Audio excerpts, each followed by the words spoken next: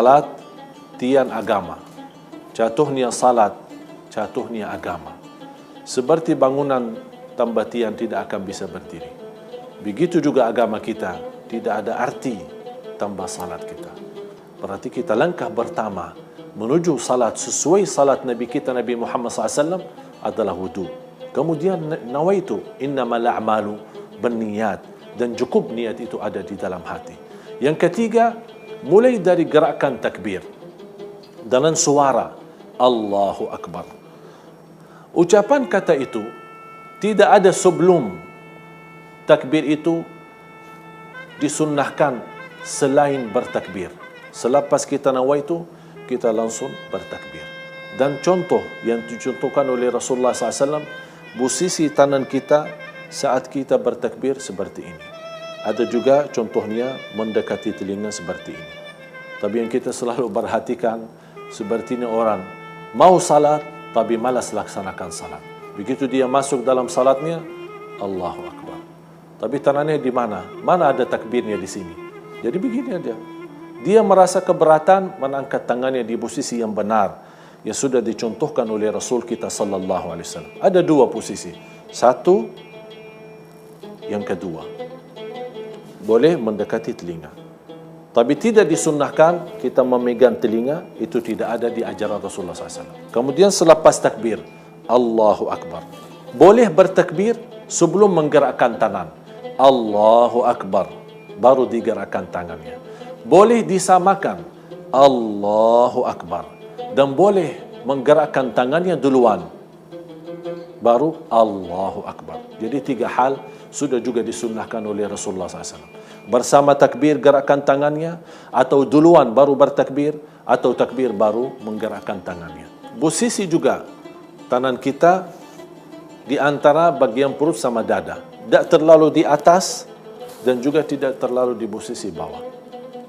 Atau seperti orang yang saya perhatiin saat dia lagi salat, dia membawa tangannya di posisi jantungnya. Begitu lepas salat saya bertanya, mohon maaf Pak, kenapa Bapak taruh tangannya di bagian jantungnya? Apakah Bapak takut jantungnya jatuh? Kata beliau, tidak, biar posisi jantung saya menghadap kiblat. Yang disunnahkan kita menghadap kiblat posisi muka kita, bukan jantung kita. Kalau sudah kita perlahan-lahan menikmati gerakan posisi kita, mulai gerakan tangan, ucapan, menggerakkan takbir, kita baru membaca doa iftitah kita. Selepas baca iftitah kita, baru kita baca A'udzu billahi minasyaitonir rajim, Bismillahirrahmanirrahim. Berarti posisi isti'azah dan basmalah bukan selepas takbiratul ihram, tapi sesudah membaca iftitah. Sebelum baca al-Fatihah, baru kita A'udzu billahi minasyaitonir rajim, Bismillahirrahmanirrahim. Kemudian dilanjut membaca suratul Fatihah. Kalau di salat sunnah, boleh cukup dalam membaca al-Fatihah langsung ruku', tidak menjadi masalah. Kalau di salat sunnah. Tapi yang salat wajib, khususnya rakaat pertama sama yang kedua, wajib membaca al-Fatihah, kemudian salah satu surah yang lain. Posisi ruku' benar-benar dijaga. Pertama, posisi tangannya di atas lutut. Ini posisi ruku'. Sepertinya memegang lututnya sendiri. Tidak boleh yang selalu kita perhatiin ada banyak jamaah, posisi ruku' selalu tangannya paling bawah. Padahal disunnahkan kita megang lutut kita. Ya, kecuali kalau orang tua yang di posisi sakit, dia tidak bisa ruku' dengan sempurna, tidak apa-apa. Begitu sudah kita berdiri dari posisi ruku', sama disunnahkan kita angkat tangan kita di posisi yang sama sebagaimana kita memulai salat kita. Sami'allahu liman hamidah. Rabbana walakal hamd. Hamdan kathiran tayyiban mubarakan alaih kama yuhibbu rabbuna wa yarda.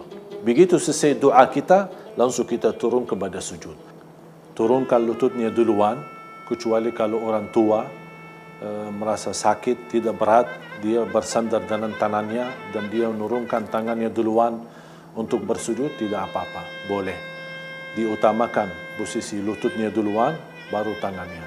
Kalau tidak bisa, dibolehkan untuk tangannya duluan, baru lututnya.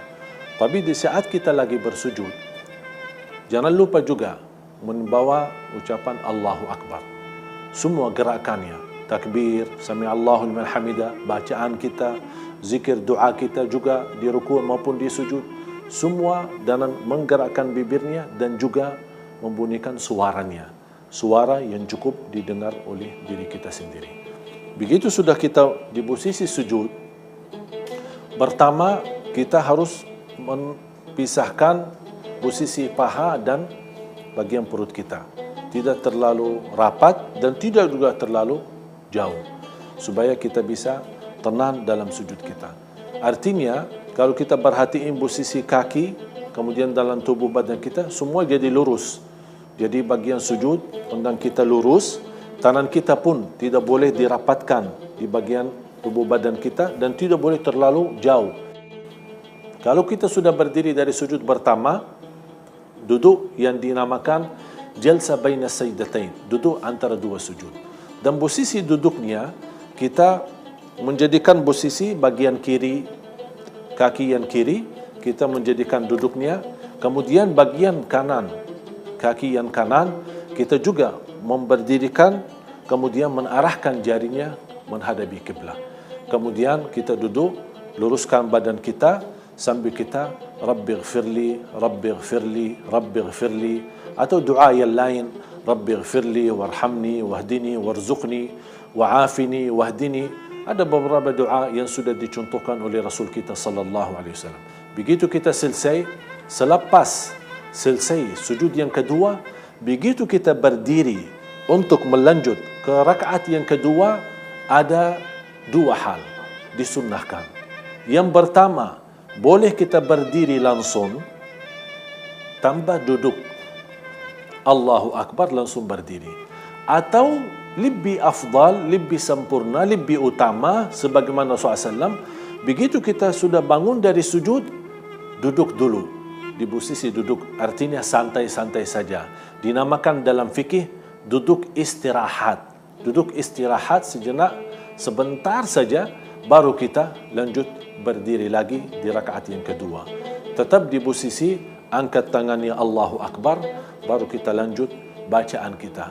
A'udzu billahi minasyaitanir rajim, tidak perlu diulangi lagi karena isti'azah cukup untuk membuka salat kita. Kalau sudah di waktu tahiyat, posisi duduk di waktu tahiyat ada dua cara. Bisa kaki yang kanan, yang kiri menjadikan posisi duduk, kemudian yang kanan diberdirikan, jarinya tetap menghadap kiblat. Atau bisa juga bagian kaki yang kiri di bawah kaki yang kanan. Dua posisi dibolehkan dan disunnahkan oleh Rasulullah sallallahu alaihi wasallam. Walaupun lebih utama dan lebih afdal di posisi duduk seperti duduk di antara dua sujud. Karena kalau dua rakaat duduknya sama dengan duduknya di antara dua sujud. Tapi kalau lebih daripada dua rakaat, baru dibolehkan bagian kaki yang kiri di posisi di bagian kaki yang kanan. Kemudian di saat kita di posisi tahiyat, sering terjadi persoalan perbedaan antara jamaah soal gerakan jarinya.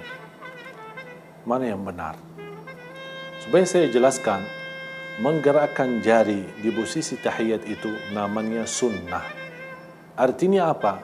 Kalau kita di posisi tahiyat tidak menggerakkan jarinya sama sekali, salat kita sah.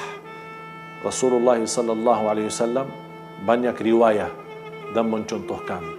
Di mazhab Imam Maliki, gerakan jarinya merupai tawaf. Itu pendapatnya mazhab Maliki.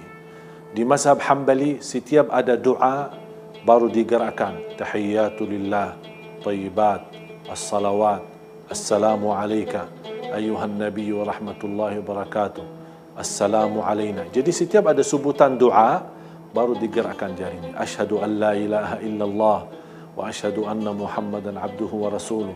Allahumma salli ala Muhammad wa ala ali Muhammad. Jadi setiap ada doa, tidak berakan setiap sepanjang tahiyat, tapi setiap posisi doa baru digerakkan. Itu mazhab Hambali. Kemudian di mazhab Hanafi, hanya sekali menggerakkan.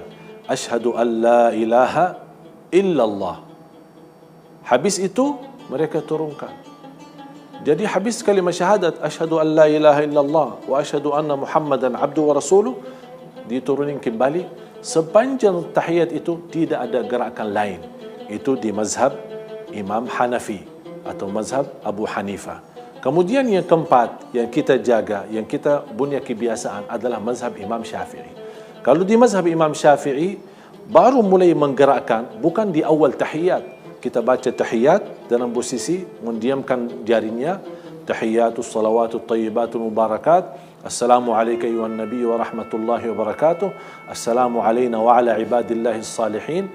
Asyhadu an la ilaha illallah. Mulai dari kata illallah baru diangkat jarinya. Wa asyhadu anna Muhammadan abduhu wa rasuluh sampai salam. Sampai kita selesai tidak ada turunkan kembali. Mudah-mudahan apa yang saya sampaikan bermanfaat. Kurang lebihnya mohon maaf. Wabillahi taufiq wal hidayah. Wassalamualaikum warahmatullahi wabarakatuh.